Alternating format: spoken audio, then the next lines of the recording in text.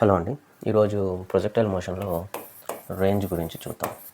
So range అంటే ఏం లేదండి, ఇది ప్రొజెక్టైల్ మోషన్ అనుకుంటే ఇది ఆరిజిన్, ఇది ఫైనల్ పొజిషన్. ఇక్కడ నుంచి ఇక్కడికి డిస్ప్లేస్మెంట్ ఎంత జరిగింది టోటల్, అంటే ఒక స్టోన్ కానీ ఏదైనా బాడీ త్రో చేసినప్పుడు ప్రొజెక్టైల్ మోషన్లో అది మ్యాక్సిమం ఎంత దూరంలో పోయి పడుతుంది అనేదాన్ని రేంజ్ అంటారు.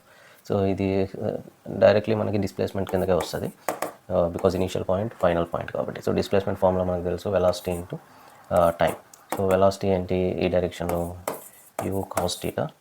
సో ఇక్కడ టైం అంటే ఏంటంటే ఈ బాడీ ఇక్కడ నుంచి ఇక్కడికి రావడానికి ఈ డిస్టెన్స్ మొత్తం ట్రావెల్ చేసి వచ్చింది. సో దీన్ని టైమ్ ఆఫ్ ఫ్లైట్ అంటారు, మనకు తెలుసు.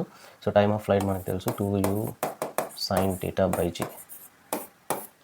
So 2u cos θ u square cos θ into sin θ/g. So ఇక్కడ మనకి ఏంటంటే ఒక formula 2 sin θ cos θ is equal to sin 2θ. ఇది ట్రిగ్నోమెట్రిక్ ఫార్ములా, ఇది ఒకటి గుర్తుపెట్టుకోండి. సో అప్పుడు మనకి 2 cos θ sin θ ప్లేస్లో sin 2θ పెట్టేసేయాలి. u square sin 2θ/g. So this is the range.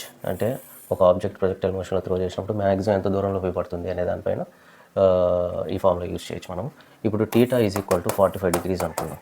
So అప్పుడు r ఏమవుతుంది, u square sin 2 into 45/g is equal to u square 2 into 45 sin 90 is 1. So u square/g.